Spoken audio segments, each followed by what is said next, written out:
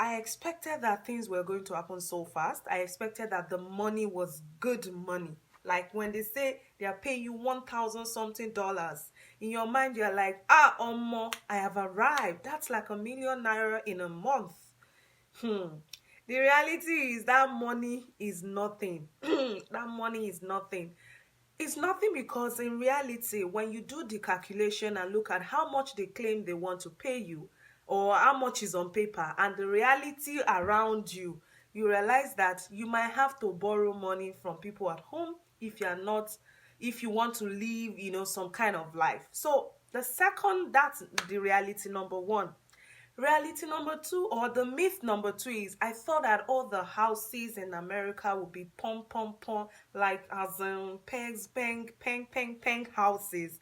I was expecting houses to be all so good, all so beautiful. Let me shock you. The reality is not all the houses are beautiful. I'm not saying that. Did I say that? If I said that, yes, I did.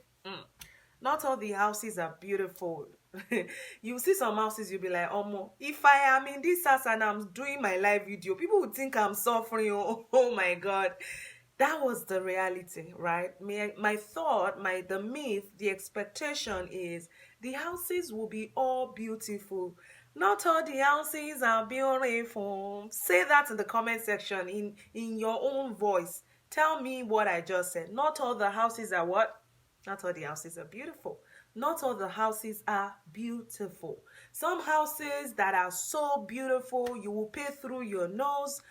Most of the houses are like in between, especially for you who is going to be coming in as a student.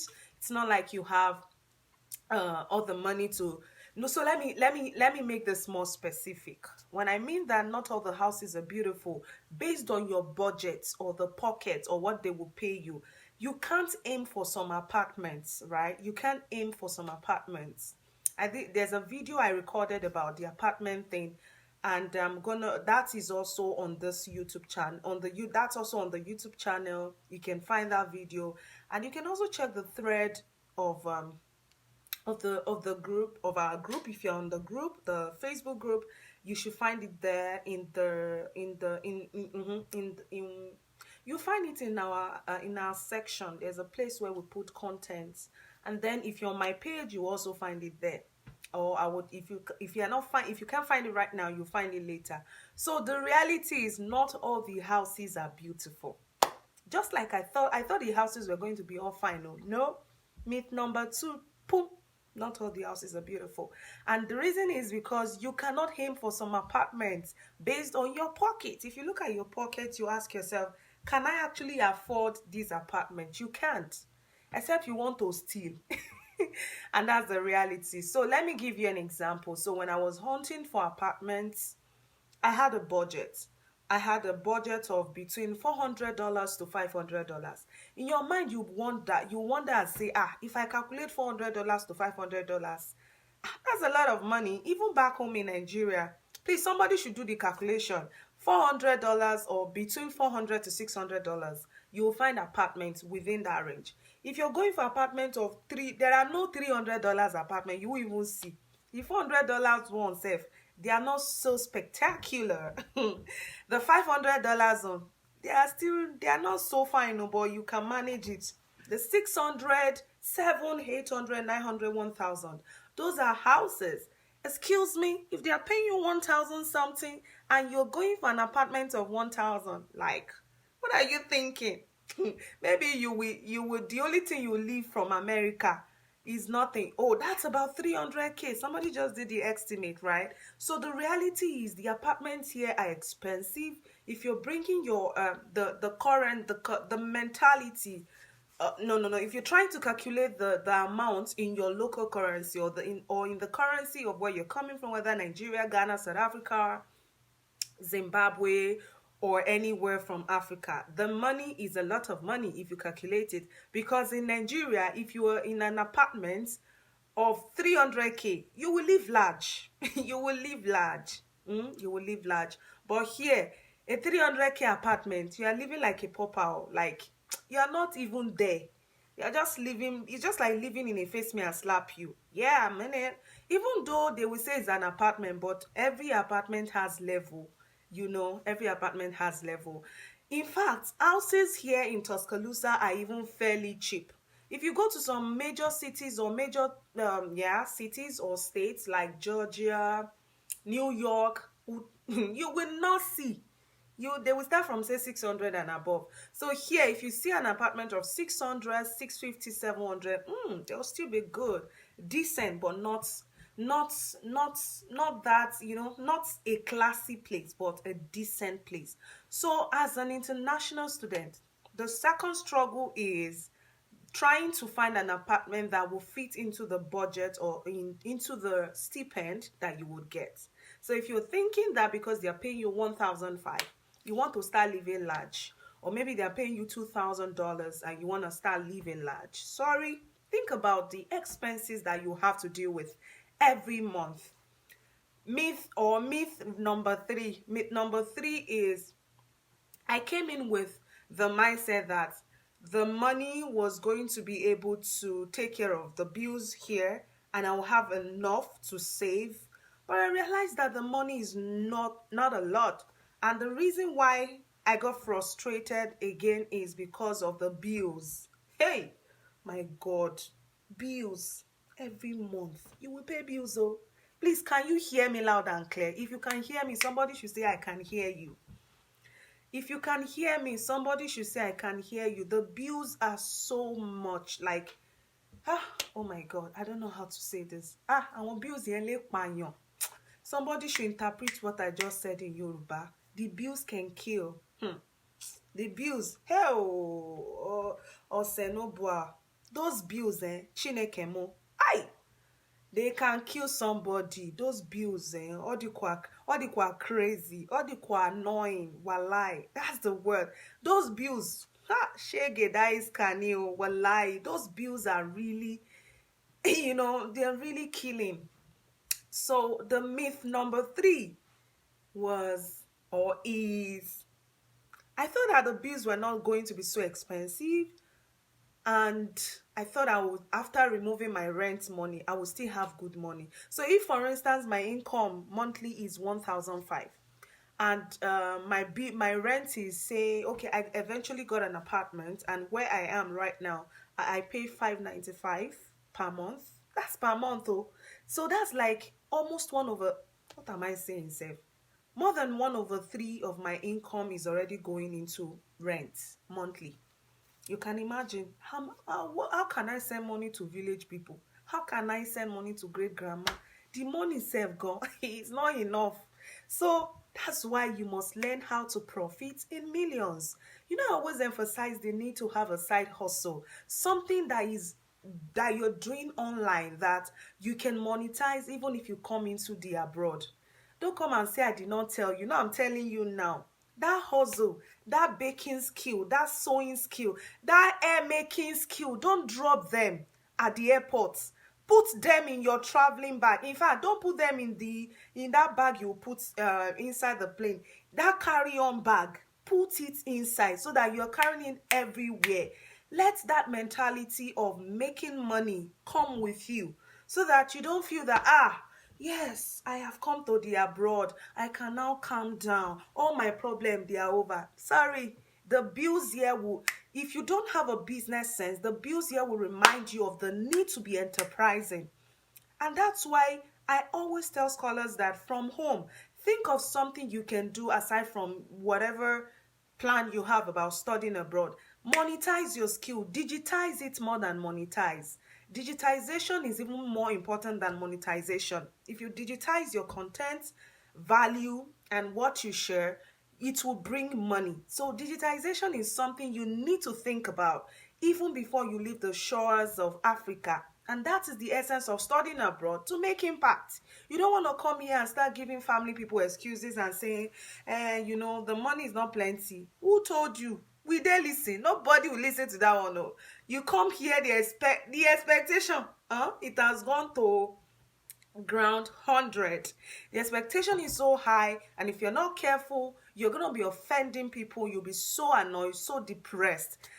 The first few weeks, thank God for my friend who gave me a room in our house. Man, I was frustrated. Aye su mi, tamalaye sunyo. I felt really bad because I could not believe what I was hearing. And all of this information that I'm sharing, I'm putting them in my video course on my website. I'm even putting them in my book, in the book that I'm going to be releasing at the end of March. So back to the gist. I realized that the bills, water, you pay for water. Please wait, let me shock you. Before you start paying for water, you will create an account with the water company, with the power company, with the internet company.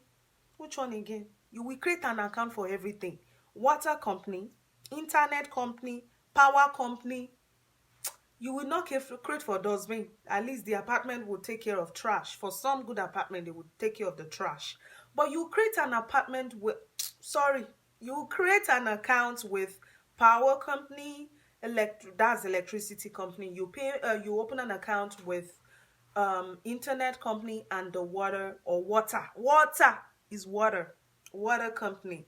But the reality is, when you're creating these accounts, remember, you will pay deposit. You pay a deposit or deposit. You deposit something. Deposit is for people like us who are just coming to Obodo Oyibo, coming to the US or Canada or any country, any of those countries where you want to go study. If you're coming into that country, you don't have record with them. You don't have any record to show that you're financially responsible, they can trust you, you can pay up your bills. You don't have any record. So what tells them or what helps you to create a record is a deposit. Did I tell you, or maybe I didn't tell you? Let me also mention to you that if you're unlucky, no, not unlucky, if you're getting a new apartment, you will pay a deposit, right? So let's say you want to get an apartment for $400 or $500. Some apartments will charge you the same amount for security deposit or for deposit. Yeah, that deposit is it like an amount, just like that caution fee. Caution fee now. So you pay caution fee for every new account you want to set up here. House, apartment, you will have a deposit. You pay them deposit. If you're lucky to get somebody who is willing to sublease, you will not have to pay for that. So you will not have to pay deposit for an apartment. But the other ones you will pay. Water, you pay a deposit with water company. So imagine that water company says deposit is $80. You also pay an account opening fee, maybe $25. That's already $105, right? They might not charge you that first month. They might charge it on your first bill, which would be coming around the time you'll be getting maybe your second pay, depending on when you're creating that account. You will pay electricity deposit or power deposit. That deposit is to show that at least you want to create an account with them. Then you start paying your bill again every month. Those deposits. So if you calculated what I just said, rent is say $500. Let's say deposit for rent is another $500. That's already $1,000 gone if you are earning 1.5. So you see, how much do you have left? If you now have to pay deposit for water, let's say water is $100. Let's say power is maybe 135. That's 230 something. Out of the 400, 500 that is left, how much do you have left? Less than $300 left though. Then you now pay, maybe you now want an international number. You want a number. So you for those companies, you don't pay them deposits. You just they just get you on board immediately. You pay to get a line. That's about maybe $20 something. You pay to get a line. You will pay for the line that you are using every month, or you pay for the to be online, to be able to use that line. You pay the phone bill. That's what they call phone bill. Now, another thing you will pay for would be internet. You will pay monthly for internet to be able to use Wi-Fi. This one that I'm doing video, that you are seeing the video now, I paid for it. I paid for it, right? And I must make my money back. I did not come here to joke. By the grace of God, I did not come here to come and read book alone. I have come to make money. So That's it. So you need to take note of the fact that you also have to pay for internet service, and you have to create an account with an internet provider. It could be Xfinity, just like the one I'm using. It could be Verizon, whatever. No, sorry, Xfinity. It can be AT&T, depending on the company. But the one I'm using right now is Xfinity, and I think that's good. It's a good brand. Now again, not every connection, not every service provider works for every apartment. So they would always ask you, where is your apartment? Where did you rent an apartment at? These are the information, or that is the basic information they would use to determine which of the whether you can go for their plan or you have to transfer to another internet provider. Now we have talked about the myth concerning bills. I thought that after collecting rents, after collecting an apartment, that I will not pay deposit for power, internet, electricity, power, internet, and water. I did not expect that I will pay bills for power, PIW, power, internet, and water. I paid all those deposits. And interestingly, you also pay monthly bills. So after the deposits have been paid, it's also very important that you pay this deposit because you want to build credit score or credit history, as it were, so that if, for instance, later you want to buy a car, buy a house, you have something to show that, oh, you are growing or building your credit within the system.